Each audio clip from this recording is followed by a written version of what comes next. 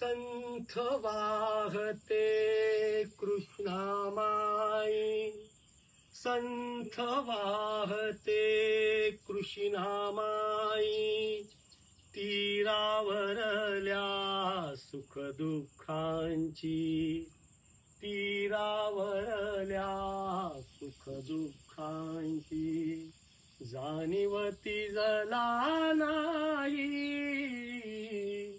संथ वाहते कृष्णामाई, संथ वाहते कृष्णामाई.